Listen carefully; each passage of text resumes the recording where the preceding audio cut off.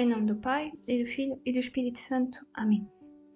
Declaração Gravissimum Educationis sobre a educação cristã, escrita pelo Papa Paulo VI em 1965.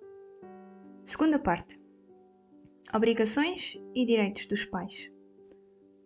Ponto 6.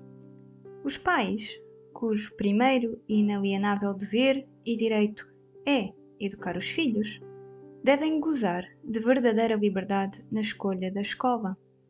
Por isso, o poder público, a quem pertence proteger e defender as liberdades dos cidadãos, deve cuidar, segundo a justiça distributiva, que sejam concedidos subsídios públicos de tal modo que os pais possam escolher, segundo a própria consciência, com toda a liberdade, as escolas para os seus filhos. De resto, é próprio do poder público providenciar para que todos os cidadãos possam alcançar uma justa participação na cultura e sejam preparados para exercer devidamente os deveres e os direitos civis.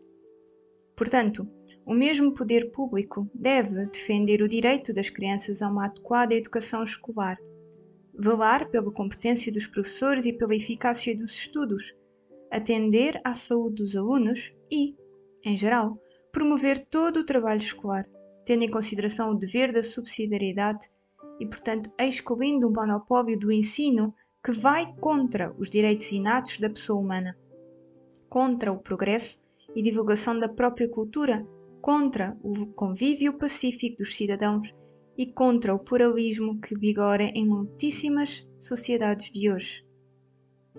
O Sagrado Concílio, porém, exorta os fiéis a colaborarem espontaneamente, quer para encontrar os métodos aptos de educação e de organização dos estudos, quer para formar professores capazes de educar retamente os jovens. Secundem com o seu auxílio, sobretudo mediante associações de pais, todo o trabalho da escola, e em particular a educação moral, que na escola deve ser ministrada. Solicitude pelos alunos das escolas não católicas. Ponto 7.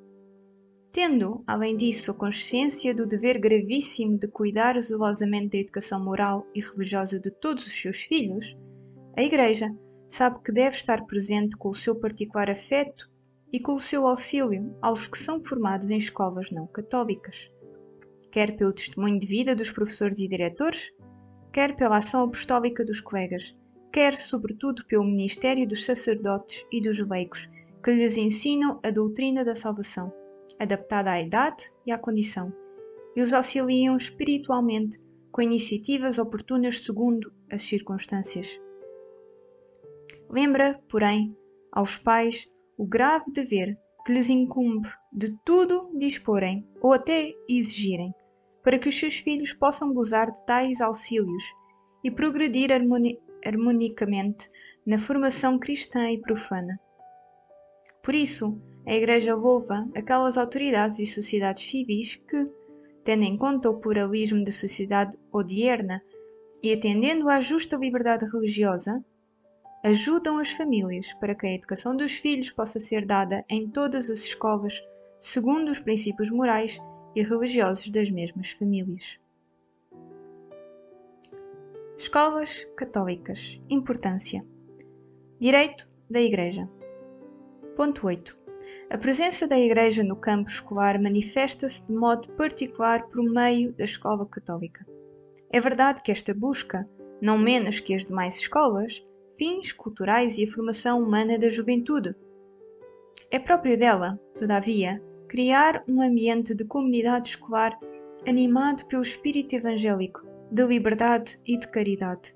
Ajudar os adolescentes para que, ao mesmo tempo que desenvolvem a sua personalidade, cresçam segundo a nova criatura que são à mercê do batismo, e ordenar, finalmente, toda a cultura humana à mensagem de salvação, de tal modo que seja iluminado pela fé o conhecimento que os alunos adquirem gradualmente a respeito do mundo, da vida e do homem. Assim, a escola católica, enquanto se abre convenientemente às condições do progresso do nosso tempo, educa os alunos na promoção eficaz do bem da cidade terrestre e prepara-os para o serviço da dilatação do reino de Deus, para que, pelo exercício de uma vida exemplar e apostólica, se tornem como que o fermento salutar da comunidade humana. Por isso, visto que a escola católica tanto pode ajudar na realização da missão do povo de Deus e tanto pode servir o diálogo entre a Igreja e a comunidade humana para benefício dos homens, também, nas circunstâncias atuais, conserva a sua gravíssima importância. Por tal motivo, este Sagrado Concílio proclama, mais uma vez, que a Igreja tem o direito, já declarado em muitíssimos documentos do Magistério, de livremente fundar e dirigir escolas de qualquer espécie e grau, recordando que o exercício de tal direito muito pode concorrer para a liberdade de consciência e defesa dos direitos dos pais, bem como para o progresso da própria cultura. Lembrem-se, porém, os professores, de que sobretudo deles depende que a escola católica possa realizar os seus intentos e iniciativas. Sejam, por isso, preparados com particular solicitude para que estejam munidos de ciência, quer profana, quer religiosa, comprovada pelos respectivos títulos, e possuam a arte de educar, de harmonia com o progresso dos nossos dias, unidos entre si e com os alunos, pela caridade, e imbuídos de espírito apostólico, deem testemunho de Cristo, Mestre único, quer com a vida, quer com a doutrina. Colaborem, sobretudo, com os pais. Juntamente com eles, tenham na devida consideração, em toda a obra educativa, a diferença sexual e o fim próprio atribuído pela providência divina a cada sexo na família e na sociedade. Esforcem-se por suscitar a ação pessoal dos alunos e, depois de acabado o curso escolar, continuem a acompanhá-los com o conselho, a amizade e com a organização de associações peculiares, imbuídas de verdadeiro espírito eclesial. O Sagrado Concílio declara que o ministério destes professores é um autêntico apostolado, muito oportuno e necessário também nos nossos dias, e ao mesmo tempo um verdadeiro serviço prestado à sociedade. E aos pais católicos, recorda o dever de confiarem os seus filhos, quando e onde puderem, às escolas católicas, de as sustentarem segundo as suas forças e de colaborarem com elas, para bem dos seus próprios filhos. Diversas espécies de escolas católicas. Ponto 9. É necessário que todas as escolas, de qualquer modo dependentes da Igreja, sejam conformes a este modelo de escola católica, embora esta possa revestir várias formas, segundo as condições do lugar. Sem dúvida, a Igreja estima profundamente também as escolas católicas que, sobretudo nos territórios das novas cristandades, são frequentadas por alunos não católicos.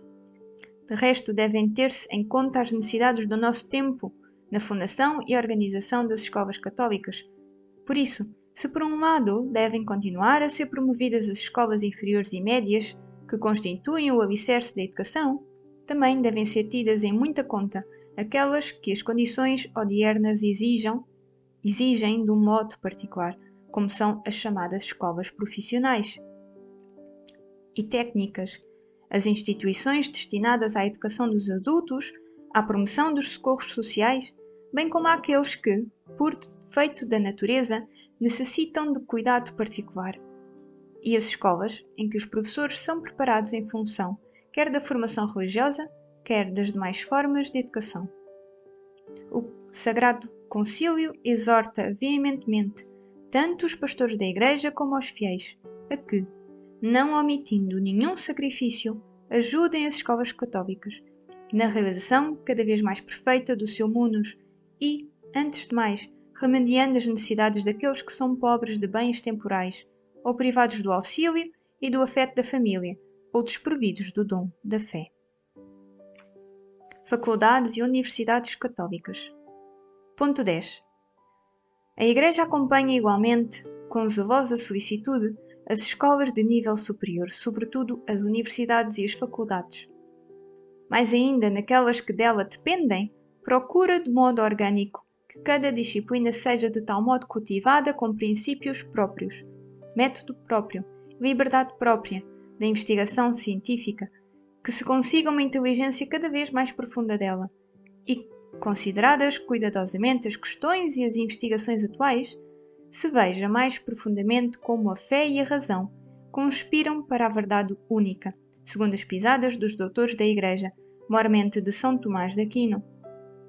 E assim se consiga a presença pública, estável e universal da mentalidade cristã em todo o esforço de promoção da cultura superior, e que os alunos destas instituições se façam homens verdadeiramente notáveis pela doutrina, preparados para aceitar os mais importantes cargos na sociedade e ser testemunhas da fé no mundo.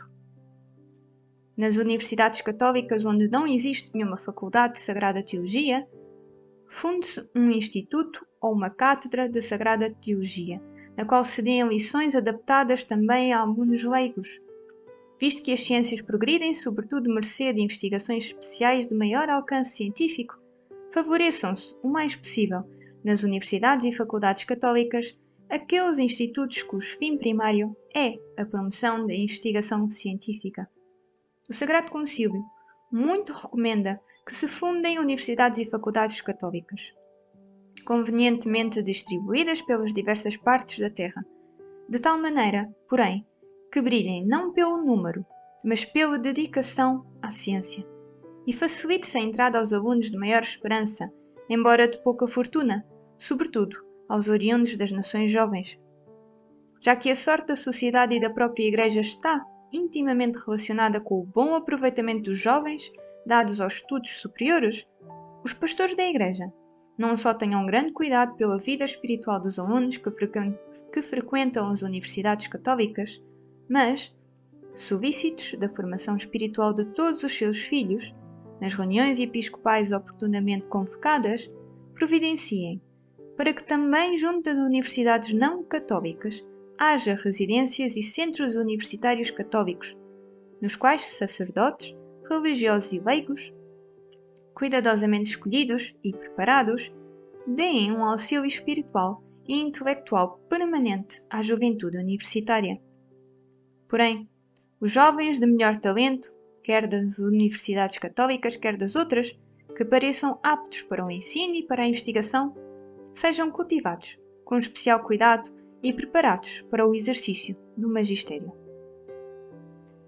Faculdades de Ciências Sagradas. Ponto 11. A Igreja espera muitíssimo do trabalho das Faculdades de Ciências Sagradas.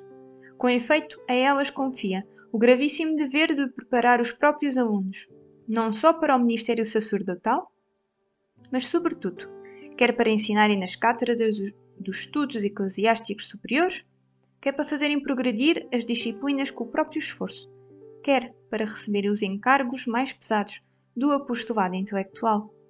Da mesma maneira, é dever dessas faculdades investigar mais profundamente os vários campos das disciplinas sagradas, de tal maneira que se consiga uma inteligência cada vez mais profunda da Sagrada Escritura, se patenteie mais plenamente o património da sabedoria cristã, transmitido pelos antepassados, se promova o diálogo com os irmãos separados e com os não cristãos, e se dê resposta às questões nascidas do progresso da ciência.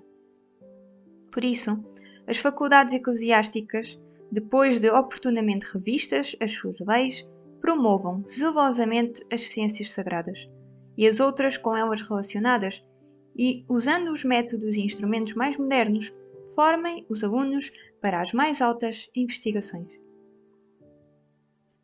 A coordenação das escolas católicas. Ponto 12.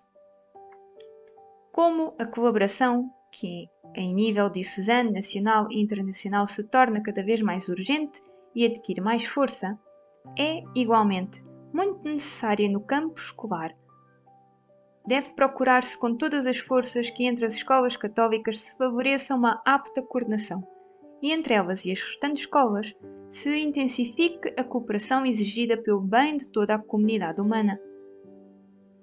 Da maior coordenação e colaboração, sobretudo no âmbito dos institutos académicos, se colherão frutos mais abundantes. Por isso, em todas as universidades, colaborem as várias faculdades entre si, tanto quanto o seu objeto o permitir. Também as próprias universidades cooperem entre si com esforços unidos, organizando conjuntamente congressos internacionais distribuindo entre si o trabalho de investigação científica, comunicando umas às outras as próprias descobertas, permutando temporariamente os professores e promovendo tudo quanto favoreça uma maior ajuda mútua. Conclusão.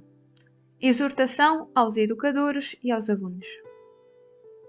O Sagrado Concílio exorta vivamente os jovens a que, conscientes da importância do munus educativo, estejam preparados para o receberem com ânimo generoso, sobretudo naquelas regiões em que, por falta de professores, a educação da juventude está em perigo. O mesmo Sagrado Concílio, enquanto se confessa muito grato aos sacerdotes, religiosos, religiosas e leigos que se ocupam com dedicação evangélica na obra excelente da educação e do ensino de qualquer espécie e grau, exorta-os a que perseverem generosamente no trabalho começado e a que, de tal modo, se esforcem por sobressair a encher os alunos do Espírito de Cristo, na arte pedagógica e no estudo das ciências, que não só promovam a renovação interna da Igreja, mas também conservem e aumentem a sua presença benéfica no mundo odierno, sobretudo no intelectual. Dado em Roma no dia 28 de outubro de 1965, Papa Paulo VI.